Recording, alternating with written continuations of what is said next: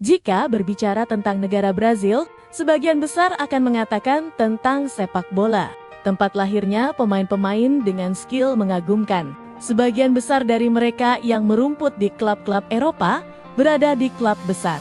Ronaldo Nazário, Ronaldinho, Roberto Carlos, serta Rivaldo adalah contoh sukses pemain Brazil yang sukses merumput di tanah Eropa. Tapi, ada seorang gelandang mungil asal Brazil yang sukses di Eropa tanpa berada di klub besar. Ia mampu mencetak puluhan gol dari situasi bola mati, membuat kiper-kiper terbaik dunia hanya terpaku melihat bola melengkung, menukik, bahkan berubah arah di udara. Inilah kisah Juninho Pernambucano, sosok yang mengubah sejarah sepak bola Prancis dan dikenang sebagai salah satu eksekutor bola mati terbaik sepanjang masa. Antonio Augusto Ribeiro Reis Jr. adalah nama asli dari Juninho Pernambucano, lahir pada 30 Januari tahun 1975 di Recife, Brasil. Ibu kota negara bagian Pernambuco di wilayah timur laut Brasil, dijuluki sebagai Venesia dari Brasil karena jaringan sungai, kanal, dan jembatan yang unik. Karier profesionalnya dimulai bersama Sport Recife pada tahun 1993.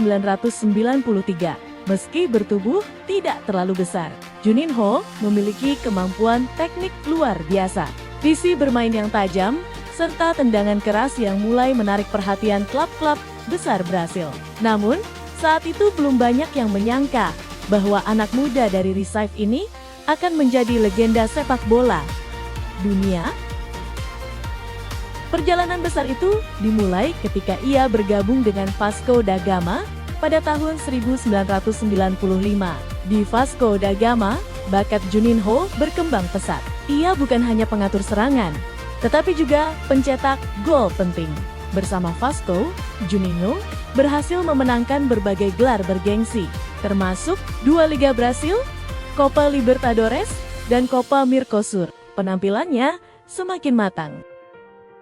Ia mulai dikenal sebagai ahli tendangan bebas dengan teknik unik yang membuat bola melayang tanpa putaran sempurna, menghasilkan efek nuklebal yang sangat sulit diprediksi penjaga gawang. Kesuksesan di Vasco membawanya masuk ke tim nasional Brasil dan menarik perhatian klub-klub Eropa. Pada tahun 2001, di usia 26 tahun, ia pindah ke Prancis untuk memperkuat Olympique Lyon. Ketika Juninho datang ke Lyon, klub tersebut belum pernah menjadi kekuatan dominan di Prancis. Namun, semuanya berubah. Kehadiran Juninho menjadi titik balik sejarah klub dengan visi bermain, umpan akurat, kepemimpinan, dan kemampuan tendangan bebas yang hampir mustahil dihentikan. Lyon menjelma menjadi penguasa sepak bola Prancis.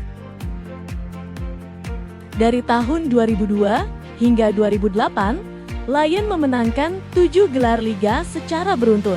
Sebuah pencapaian luar biasa yang belum pernah terjadi sebelumnya di Prancis. Selama 8 musim bersama Lyon, Juninho tampil lebih dari 340 pertandingan dan mencetak sekitar 100 gol. Yang lebih mengesankan, puluhan gol tersebut lahir dari tendangan bebas langsung. Setiap kali Lyon mendapatkan tendangan bebas dalam radius 35 hingga 40 meter, stadion selalu berharap terjadi gol. Dan berkali-kali, Juninho membuktikan harapan itu benar. Gol-gol ikoniknya ke gawang Bayern Munich, Barcelona, hingga Real Madrid masih dikenang para pecinta sepak bola hingga hari ini. Meskipun memiliki kualitas kelas dunia, perjalanan Juninho di tim nasional Brasil tidak selalu mudah. Ia bermain di era emas Brasil yang dipenuhi bintang seperti Ronaldinho, Rivaldo, Kaká, dan Roberto Carlos. Persaingan yang sangat ketat membuatnya tidak selalu menjadi pilihan utama. Namun, demikian, Juninho tetap mencatatkan 40 penampilan bersama Brasil dan menjadi bagian dari skuad yang menjuarai Piala Konfederasi. Ia juga tampil pada Piala Dunia 2006 di Jerman. Pada tahun 2009, Juninho meninggalkan Lyon sebagai legenda hidup klub. Ia melanjutkan karier bersama Al Gharafa di Qatar dan berhasil meraih gelar domestik. Setelah itu, ia kembali ke klub yang membesarkan namanya, Vasco da Gama. Sempat menjalani petualangan singkat bersama New York Red Bulls di Amerika Serikat. Juninho akhirnya kembali lagi ke Vasco sebelum mengumumkan pensiun pada tahun 2014. Juninho Pernambucano mungkin tidak memiliki jumlah Ballon d'Or seperti pemain-pemain besar lainnya. Namun, ia meninggalkan sesuatu yang jauh lebih unik.